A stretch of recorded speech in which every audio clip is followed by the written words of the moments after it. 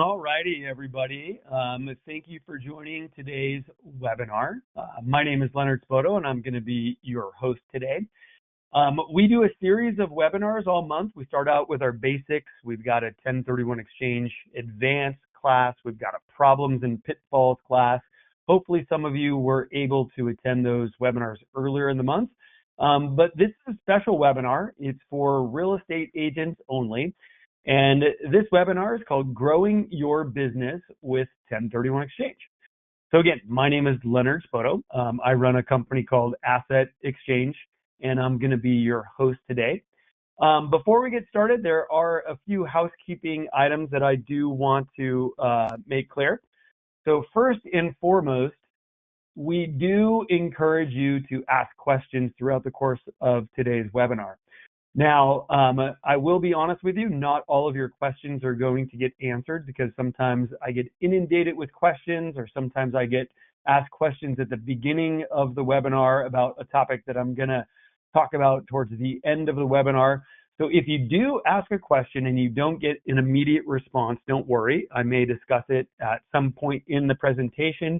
And if I don't get to your specific question, don't worry, because I will email you afterwards and answer your question, or I might just answer it through the chat on the webinar questions dialog box there. So questions are definitely encouraged. So I look forward to those, and it does kind of add a little flavor to the presentation too. So if you do have some, I do enjoy those questions.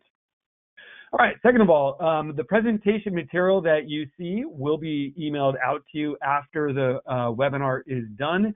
And if you want a recording of the webinar, you can get in touch with me, but we do send out the slides as well. So you will get that. And then finally, we do these webinars. We provide all this free education, hopefully, which helps you be a better agent, because we do want to earn your business as a 1031 exchange accommodator. We want you to think of us when you are out there talking to clients who are doing an exchange. Think of us as a resource. It does help out a ton if you give our name out to your colleagues as well. So keep that in mind. We do this because we want to earn your business. All right. So, ladies and gentlemen, you joined this webinar today because you presumably are interested in getting more listings, growing your business, and doing it with the 1031 exchange. So this is the most important slide. Are you guys ready? How do you do that? How do you grow your business with 1031 exchange? Well, the magic formula is right here. All right. So the things that you need to do in order to start doing more deals, more 1031 exchange deals with clients, is number one, you need to understand the 1031 exchange process. Now, we're not going to talk a ton about that today. As I mentioned earlier, we host several webinars each and every month, from the basics to the advanced to really kind of problems and pitfalls that can come up in a 1031 exchange. So you're welcome to join those webinars going forward if you haven't already. I will kind of highlight the 4 things that you do need to have kind of in your mind as a basic guideline for 1031 exchange. But obviously, if you're going to go out and work with clients and grow your business with 1031 exchange clients, you need to understand what the heck a 1031 exchange is, right? Number 2, very importantly, and I think maybe even more importantly, is that you need to understand why investors will do an exchange. If you understand why an investor will exchange, what motivates or compels them to do an exchange, you're going to be in a very good position to help them exchange. All right. Now, number 3, you need to market not just yourself, but you need to market solutions to investors. All right. I see clients, when I say clients, I see real estate agents all the time. They're out there marketing themselves. They've got their face on the billboards. They've got their face in the shopping carts at the grocery store. And so they're always marketing themselves, which I think is a very good thing. But I think one of the things that can elevate your game as a real estate agent, if you understand your client's problems and you provide solutions to those problems. So find out where their pain is and solve it. Okay, I'm going to talk about some very common pain that my clients have and how you can solve those. And if you can go out and market those solutions to your clients, I guarantee you, I absolutely guarantee you that you will get a listing. Okay, and then fourth and finally, you need to build a top-notch team, okay? You need to make sure that you have the partners in place that can help you solve your clients' problems, which will lead to more listings. And we're going to talk a little bit about that as well. All right, but there you have it, ladies and gentlemen. It's really that simple. Okay, this is the magic formula, and I guarantee you, absolutely guarantee you, that this will get you listings. And I know it does because I have had realtors take this class and then weeks, months later come back and say, hey, Leonard, it worked. I got a listing. Okay, so I know this works. So let's go ahead and jump right into it. Okay, so number one, understanding the 1031 exchange process. Now, this is not very important. Okay, you might think it is. You might think that, oh, I need to understand every facet of the 1031 exchange in order to help a client do an exchange. That is just not the case, okay? Your job as a real estate agent is to help clients sell a property, buy a property, and you all know how to do that, okay? The nuances of Section 1031 of the Internal Revenue Code is not that important because that, ladies and gentlemen, is my job. And you have a master, a PhD in 1031 exchange anytime you call this phone number, okay? So if you think the only thing holding you back from working with clients that are doing 1031 exchanges is that you don't understand the tax code, okay, you're wrong. The only thing that you need to know to do 1031 exchanges is how to help clients sell a property, how to help clients buy a property, and you need to know my phone number, all right? So the first thing that you should do on this during the course of this presentation is take 1 second to type my phone number into your cell phone. Because if you do that, all of the rules and requirements about doing a 1031 exchange will be at your fingertips and explained to you and your client in the easiest to understand language. You don't have to read the tax code. You don't have to read anything online about 1031 exchange because you can if you want, but just pick up the phone. Okay, use me and my staff as a resource to you. Now, obviously, it does help if you can explain this stuff to your client, but trust me, you don't need to understand it in depth because anytime you get stuck, pick up the phone, do a conference call with me, and we will explain it to your client. All right, so that's my pitch. Okay, it is helpful if you understand it though, so let's talk about 1031. Number one, when you do an exchange, you can only exchange properties that qualify. Okay, what type of properties qualify for your exchange? Well, business or investment properties, right? You don't do an exchange on a primary residence. You do exchanges on rental properties, commercial buildings, duplexes, triplexes. You can do exchanges on land, okay? When you sell an investment property, you can defer taxes in an exchange if you go out and you buy another investment property, all right? Number two, you need to make sure that if you don't want to pay taxes, that you reinvest all of your cash and purchase property equal or greater in value. If you sell a building for $1 million, you need to buy a building for $1 million or more and use all of your cash in doing so. Number three, you have 180 days to do the exchange. And number four, you need to identify what you're thinking about buying on day 45. All right. Now, that in a nutshell is what you need to know about the 1031 exchange process. If a client asks you a question, it's great if you can answer those questions at this high level. But again, ladies and gentlemen, you do not need to know everything. You can forget everything about 1031 exchange the moment you hang up this call. And as long as you have my number saved in your cell phone, you are going to be more than qualified to do 1031 exchange transactions with your client. Because again, your role in the 1031 exchange process is help your client sell, help your client buy. If you are a real estate agent, you've done that a bunch of times, you can do 1031 exchanges. It's that simple. All right.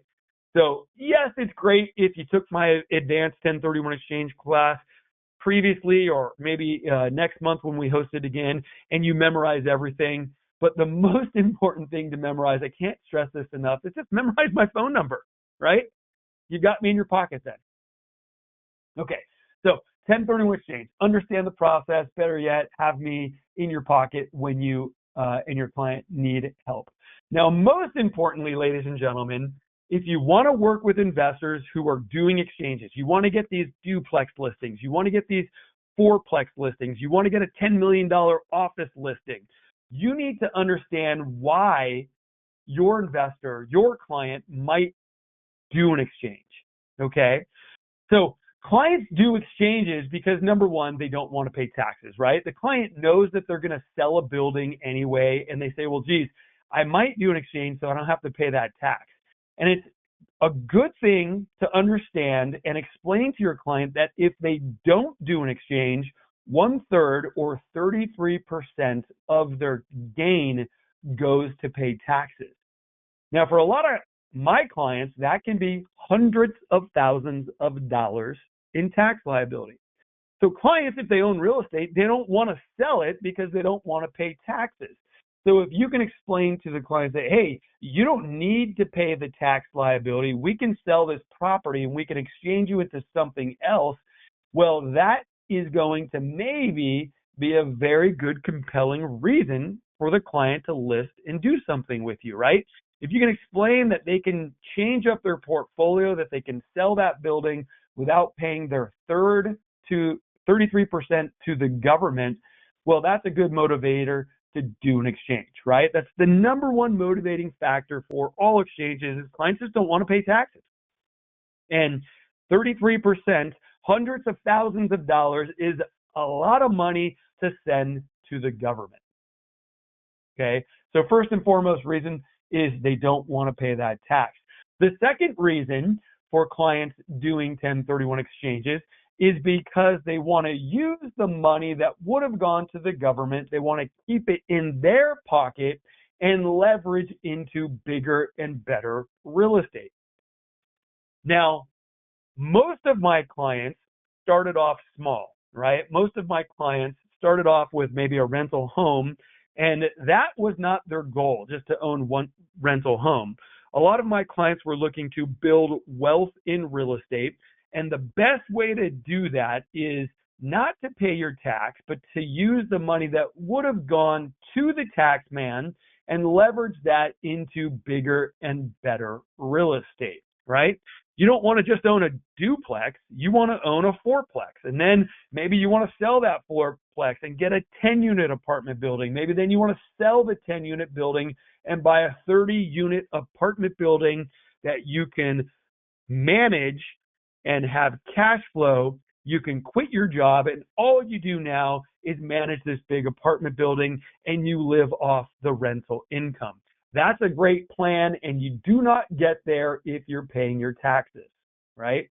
So if you can help clients achieve their goal of building wealth through real estate, you are going to be in a very good position to help them over 1, 2, 3, 4, 5, or a series of exchanges to get there. All right? My clients are building wealth. They're using the 1031 exchange to get there. And if you can help them, you're going to get their listings. Now, some of my clients are already very, very wealthy. They own $10, $20 million worth of real estate. And the reason why those clients will do 1031 exchanges is because they need to diversify, right? Wall Street tells people, hey, you need to diversify. You don't want to own all of your $6 million worth of wealth in one stock, right? If you had all of your money in Google stock and Google had problems, you're going to lose a lot of money. So with Wall Street, you're going to diversify. Why don't you do the same thing with real estate? Well, a lot of people, once they own $10, $20 million worth of real estate, they do exactly that. They start to diversify. They go into different geographies, or they go into different asset classes, or they do both, right? If you have one $20 million building in Altadena and that property burns down in a fire, you've got a problem, right? So one of the things that you can start to do is talk to your clients about a diversification strategy. You can diversify, again, based on geography. You can go into different areas, maybe areas that aren't prone to wildfires. You can go into different asset classes. Maybe if you own office buildings, it would have been a good time to sell those buildings before everybody started working from home, right? You can diversify your risk by going out and doing 1031 exchanges into different types of buildings in different locations. So I want you to think about some of your clients. Do you have a client that owns 10 or 15 properties in the same area? Or do you have a client that owns all of the same type of real estate? If so, those clients might want to do a 1031 exchange into something different to achieve some level of diversification. All right. Another reason why people will do 1031 exchanges has to do with time. Two things happen when you own real estate for a very long time. Number one, you get sick and tired of the property. And maybe it's not the property, maybe it's the tenant, right? But if you're an 80-year-old owner of an apartment building, you might want to spend less time managing that property and more time with your grandkids. I have a lot of clients. In fact, the most kind of client base that I have, the largest client base that I have, is older clients who are looking to relieve themselves of the burdens of owning really management-intensive real estate. So what those clients are doing is they are 1031 exchanging out of tough to manage real estate and into something that is easier to manage. Now, what is easier to manage than a 10-unit apartment building in Southern California? Well, how about a passive investment where you own a slice of a $100 million institutional grade property through a Delaware statutory trust, a DST. So these are out there. These are things that your clients can exchange into that relieve the burden of management. Now, I've got a guest speaker on today. His name is Jason. He's going to talk a little bit later about what a DST is and how you can use those to help your clients get out of managing really troublesome real estate. All right. So those are out there. A lot of our clients are looking at those. And I think it's probably the number one reason why my clients do 1031 exchanges, especially when they're older, is because they're just sick and tired of managing real estate, right? With real estate, you've got tenants, you've got toilets, you've got trash, you've got termites, you've got what we call the terrible T's. And if you can exchange out of a property where you've got all those problems into something that's a whole heck of a lot easier to manage, well, you've got a really good thing going on, right? So think about your clients right now. Think about your client who is 80 years old and they've been self-managing property for a long time. Is it worth a conversation with that client to get them to think about selling that tough to manage property and getting into something that's easier to manage? And it doesn't have to be a DST, right? I have some clients who they own property that's 100, 200, 300 miles away. And they say, you know what? Every time the faucet leaks, I've got to hop on a plane or get in a car or call a property manager and deal with this property. So sometimes it's just getting a client to realize that their life can be easier if they exchange out of that property and into something that's closer so that they can manage it easier, or something that they don't have to necessarily manage themselves. All right? So think about that and the clients that you can help when you relieve the management of real estate, the burden of real estate management. Now, the second thing that happens when you own real estate for a very long time is your real estate becomes fully depreciated. And when real estate is fully depreciated, the tax benefit of taking depreciation is gone. So a lot of my clients, their CPAs will tell them, after your depreciation is done, exchange out of that property into a new higher value property so that you can get new depreciation schedules. Now, that is a very good tax plan. It is very good to go out of a fully depreciated property and into something with new depreciation schedules, because depreciation allows you to write off more of your rental income so that you can keep more cash in your pocket. A lot of people don't know that. And guess what? It's very easy for you to figure out who owns property that is potentially fully depreciated. And you can send those people a letter and say, hey, time to sell this property. It's fully depreciated. Let's go out and do an exchange into something else. So I'm going to show you how to do that in a few slides, but I guarantee you that you know people who have owned property for a very long time and their depreciation schedules are up. Have a conversation with them. Is it time to sell? It might be. And guess what? If you are the real estate agent that has that conversation with that particular owner, you're going to have a very good chance of getting that listing. All right.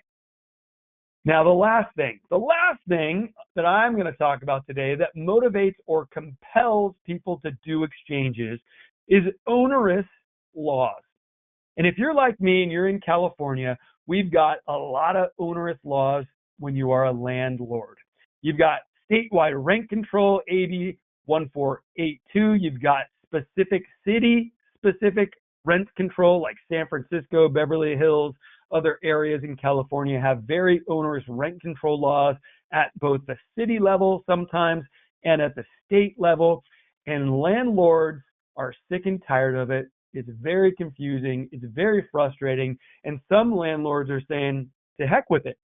I'm selling off this asset and I'm going into a different property in a different area where I don't have to deal with these landlord issues. All right. So these are some of the reasons why my clients will do 1031 exchanges. These are pain points.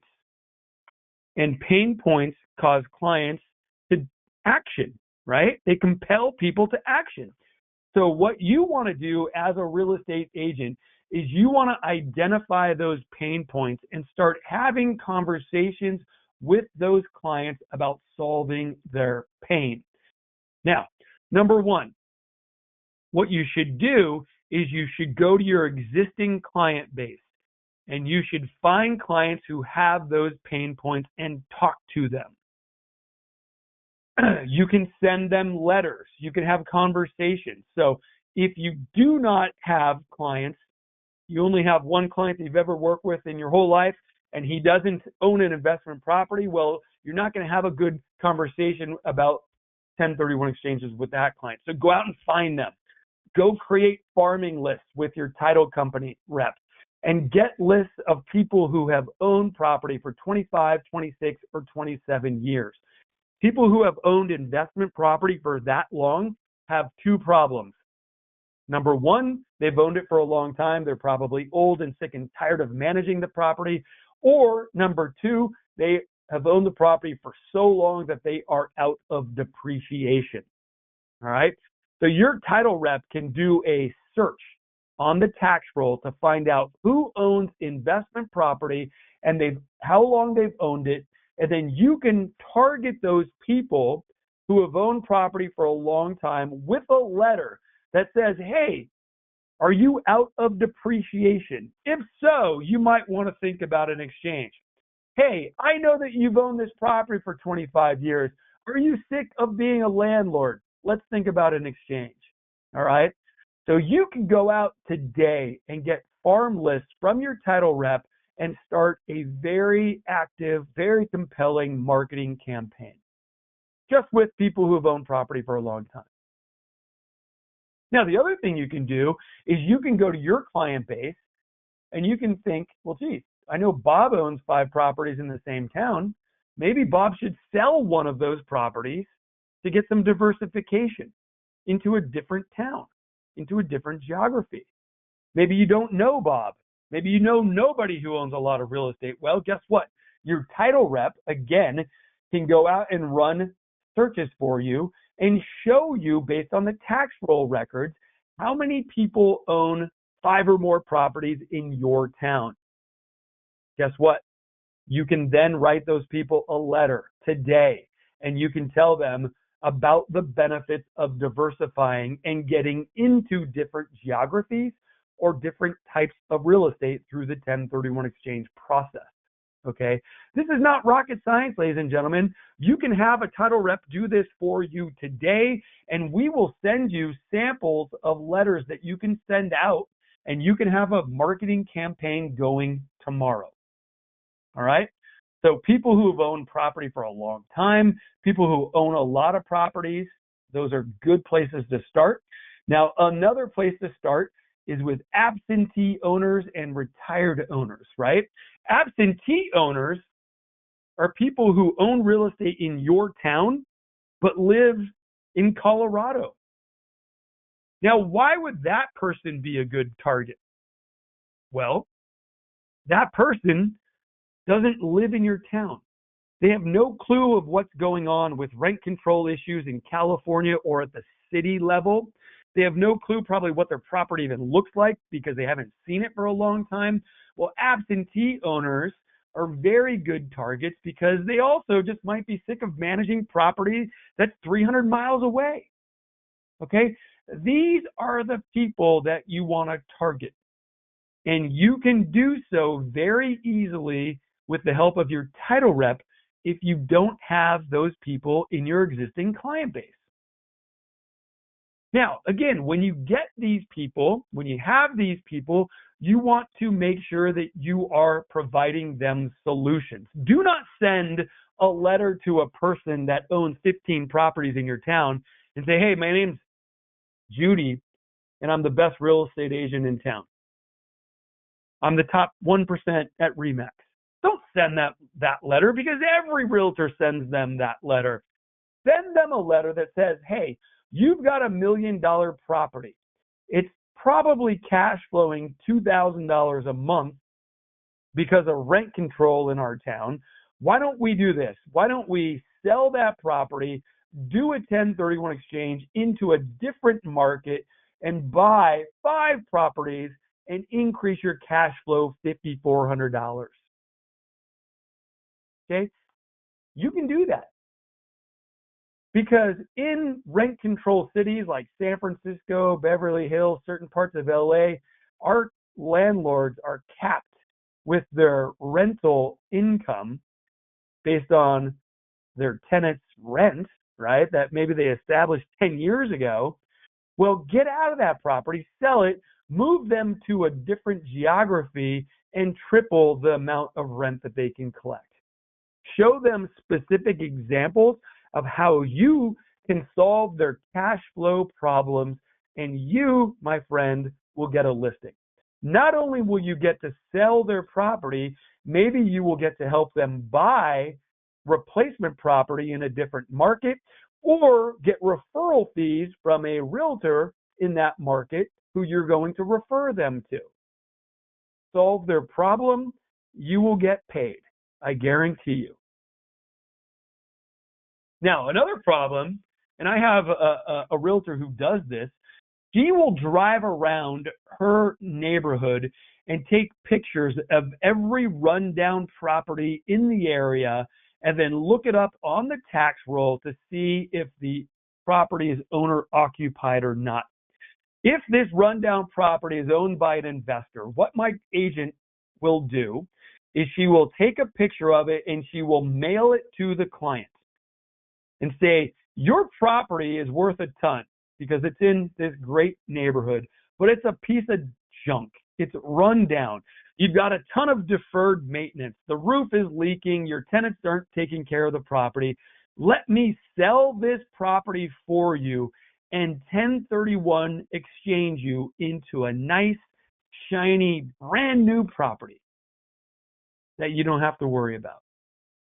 Now, this property might be an office building in Las Vegas. It might be a Delaware statutory trust where you will own 1% of a $100 million building as a passive investor, right? It can be anything. But the point is, this big pile of problems that's worth a lot of money because it's sitting in California in a very nice area is a problem. And it doesn't have to be. It can be a cash cow by going into an exchange, into a different building. Solve that problem, right? This, my friend, is a problem. This isn't. You solve the problem, you get paid. Now, another example. I've been teaching this class for probably 20 years now, and I know this stuff works because I have realtors who call me afterwards after taking these classes and say, hey, Leonard, I sent out that letter and I got a listing. One of the agents that took my class did exactly what I told her to do here. I told my realtor friend, I said, what you want to do to get a listing is find out who owns a property in your neighborhood but doesn't live in your neighborhood. They live out of state. And then send them a copy of the California rent control law and the eviction process in your town. And say, hey, have you ever thought about exchanging out of this property and into a property in your state where they do not have these rent control laws? Guess what? The realtor got the listing, right? Because nobody wants to deal with this stuff, right? Especially if you live in Texas and you own property in California. Those Texans, they can't stand one iota of rent control or the government telling them what to do. So if you can find these people, you can motivate them to do something, and you do it through the 1031 exchange process so that the client doesn't owe a penny to the government, right? Sometimes fear is a very compelling reason to do an exchange. I am afraid of all this rent control stuff, so I'm going to exchange out of it. Now, some people love it, right? Some people make their money by buying property that's undervalued in rent control areas because they understand the rent control laws. But most people don't, right? Most people see AB 1482, the California rent control law and the eviction process in their town, and they go, oh God, that looks like a nightmare. I don't want to have to deal with that. Problem solved by you. Do an exchange, get out of that property, go into a different property where you don't have these issues. Now, we've identified some pain. We've talked to you about how to solve that pain. Now, what you need to do is make sure that people are aware that you know how to do this. Send them letters. Make sure that every one of your marketing brochures say that you know how to do 1031 exchanges. Now, I'm going to use an example here. This is my realtor friend, Amir. Now, Amir runs a real estate marketing group, and I have spoken about 1031 exchanges about 15 times over the last 10 years to his marketing group. And I pulled up Amir's website, and he did not mention once on his website that he knew how to do 1031 exchanges. And I said, Amir, what are you doing, buddy? You know how to do exchanges. We've worked together several times, but out there in the public, you have not told one person that you know how to do exchanges. Update your website, okay? Put 1031 exchange on your business card. Okay, Jerry took my class about 15, maybe 20 years ago, and after my class, Jerry went out and put on his business card that he was a 1031 exchange specialist. This, ladies and gentlemen, shows all of his clients that are owners of investment property that he can solve their problems. Okay? You are not going to do 1031 exchanges unless people know that you do 1031 exchanges. So let the world know. The only thing that you need to know in order to successfully do a 1031 exchange with your client is how to sell real estate, how to help them buy real estate, and you need to know my phone number. If you have those three things, the knowledge of helping people sell, the knowledge of helping people buy, and you have my phone number, you can do anything from the simplest 1031 exchange to the most complex. Because I am the 1031 exchange expert. You don't need to be an expert in the tax law. It's what I've done for 24 years. My team, my staff are all trained in this. They're all experts. Any one of us can help you with the simplest transaction to the most difficult. And you, my friend, can do it. As long as you know how to help people sell, help people buy, and you get me involved. All right? So you need to build a top-notch team. You need to make sure that Asset Exchange Company is in your phone right now. You've got to have a good 1031 exchange company on board if you're going to start doing these deals. Of course, you're going to want your preferred escrow and title person to be involved. And I always recommend that when you are marketing to 1031 exchange investors, you know a good DST broker. Because a lot of people will not sell a property until they know that they can buy something that is easier and makes their life better. And a lot of times they say, well, you know what? I know this property's got a lot of problems, but I know all the problems. I've been dealing with those problems for 20 years.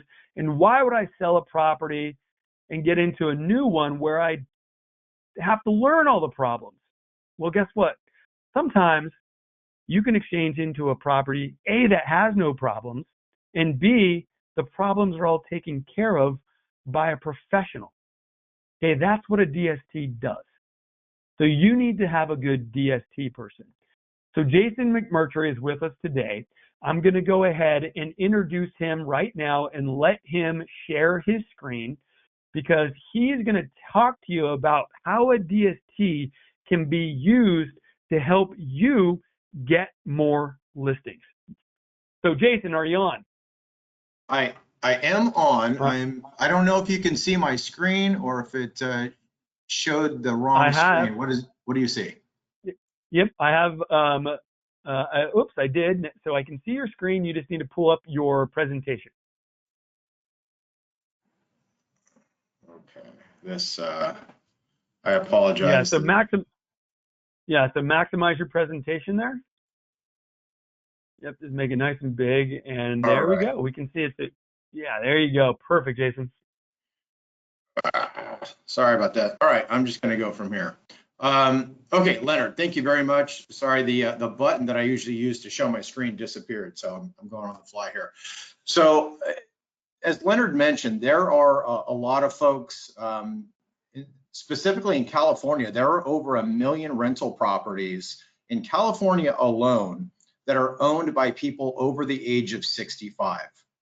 And the reason that's important is because throughout their lifetimes, they were in a stage where they were adding to their real estate, growing their real estate empire.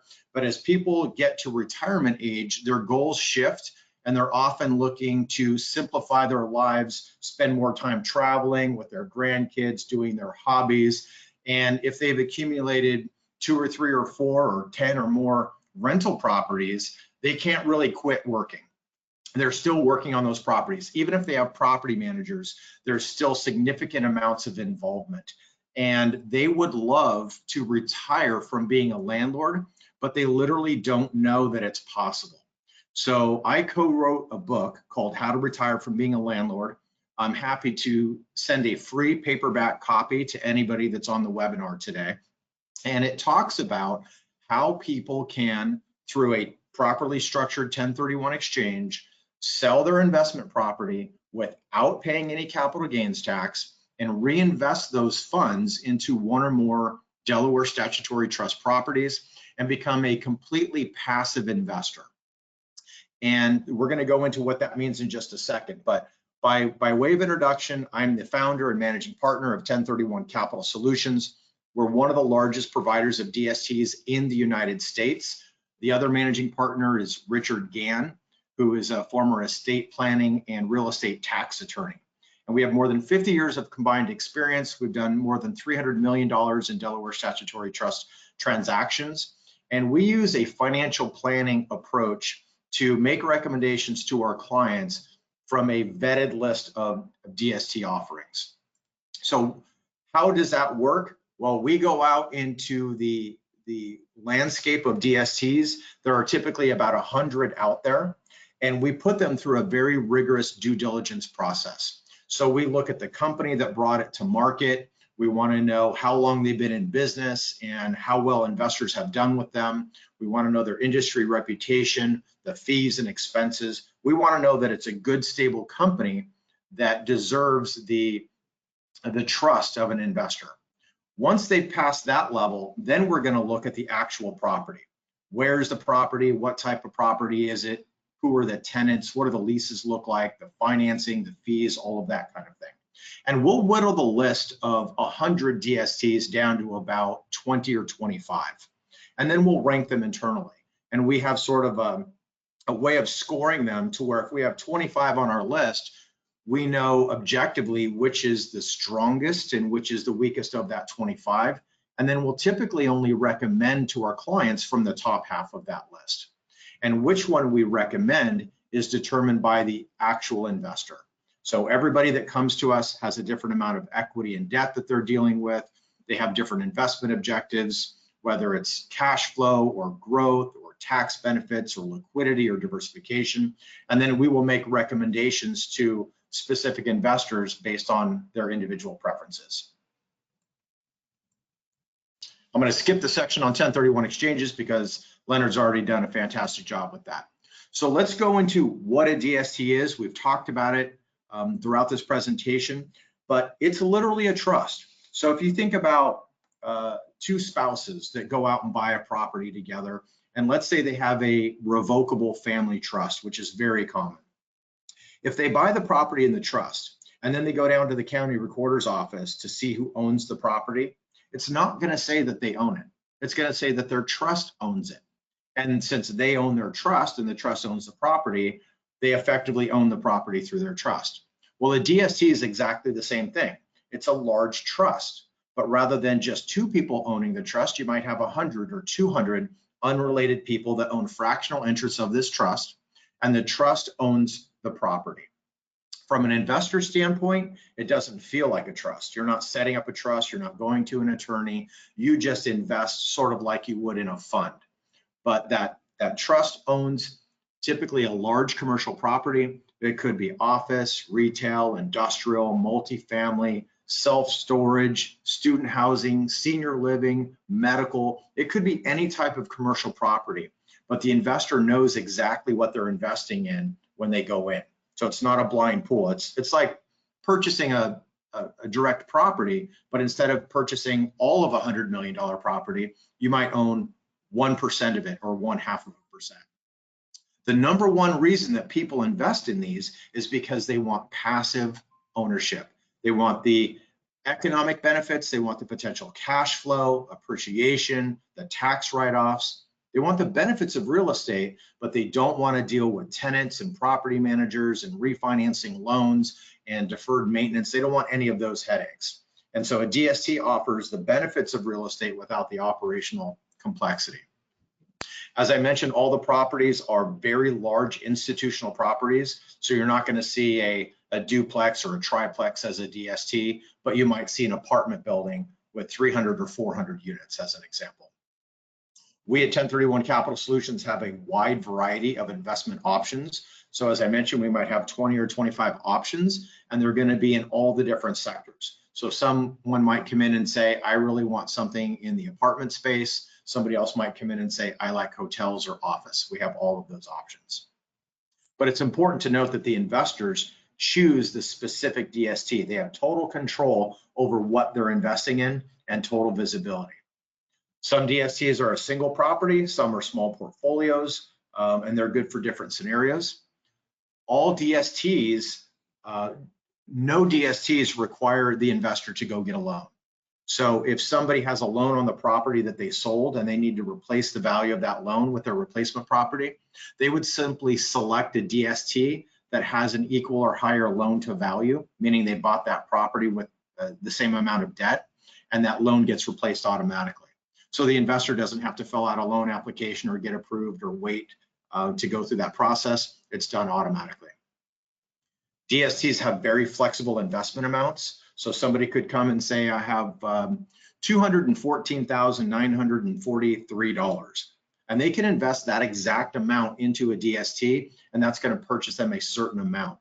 That can be really helpful because you don't have to find a property that is exactly or even close to the amount of the property that you sold. You just invest it in the DST, and that's going to purchase you a certain percentage. In terms of exit strategies, DSTs have two exit strategies. One is what we call a conventional DST. You invest in a property, the company is going to hold it for a period of time. It's typically 5 to 7 years, and then they're going to sell that property and return the funds to the investors. When that happens, the investors can do another 1031 exchange to keep that tax deferral going. They can do a 1031 exchange into another DST or into a property they find with a real estate agent. So it's a great way to keep the flexibility of coming out of a property. Maybe somebody can't find a property today, so they go into a DST, but when it sells, they want to come back into a property when the market's a little bit different with their real estate agent. The other option is a 721 UPREIT, where you buy a DST, you invest in the DST, and it's automatically going to convert into operating partnership units of a REIT down the road. The reason somebody might do that is it's very broadly diversified, it's professionally managed, and you have the potential for liquidity. So you can sell some or all of your REIT shares through the share repurchase plan in the future. Both of these strategies are fantastic, and they just serve different purposes based on the needs of the investor. Regardless of which strategy they choose, the process for investing in DSTs is very fast. It takes a few days, not weeks or months, and all the fees and expenses are baked into the DST. So when you invest in a DST, you're not paying closing costs and title and escrow and commissions and all of those things directly. What you're doing is investing into the DST. The DST is paying all of those expenses using the funds that they receive from investors. So it makes the process much cleaner and simpler. Part of our process when we work with clients is to do some analysis. We want to make sure that the recommendations that we're making to clients are in their best interest and that they have a full understanding of the transaction. So we will help the client understand their current cash flow. We find that a lot of times investors think their cash flow is actually higher than it is because they might forget to subtract things like taxes or the mortgage or the HOA. Sometimes if they have a single family residence, they don't account for future turnover and vacancy costs, make-ready costs, leasing commissions, future CapEx for the roof or the plumbing or the HVAC. So we go through a process to help them really understand what the bottom line is to them so that they can compare those options to other options, whether that be other properties or other DSTs. If you are a real estate agent and you would like free access to the software that we use, we're happy to give you a link and you can do that. So you can run cash flow analysis, tax analysis, and compare various scenarios. We can run that, or if you'd like access to that free software, just reach out to us and we will give you access to the software for free. We also have a tremendous amount of resources on our website that are free to everybody.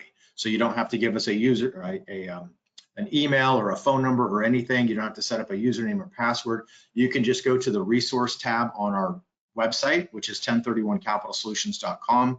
We have DST investor checklists, brochures, fact sheets, articles, short videos on various real estate finance topics, recorded webinars, all sorts of great resources. You can also order the book from our website. So feel free to go there and gather whatever information you may need. And of course, I'm also available for phone calls. I do calls all the time with real estate agents and their clients. We do Zoom calls, face-to-face meetings. I am here to be a resource. As Leonard mentioned, if you're in the 1031 exchange business, one of the biggest obstacles that you'll run across is that investors are reluctant to sell their property if they don't have a high degree of confidence that they can get into something better. And so one approach that many real estate agents take is they go to these 65 and older folks that own rental property, ask them, what is it like being a landlord these days? How is it going? And if they express dismay or concern or frustration or lack of cash flow, say, I think we have a solution for you. Let's get on a call with Jason. And I explain how the DSTs work. I can show them examples and sometimes get them very, very excited about making that transition. And in order to invest with me, they have to sell their property with you first. So it's a win-win-win. The investor solves their biggest problem, you get a listing and a sale, and we get a new client through the DST structure.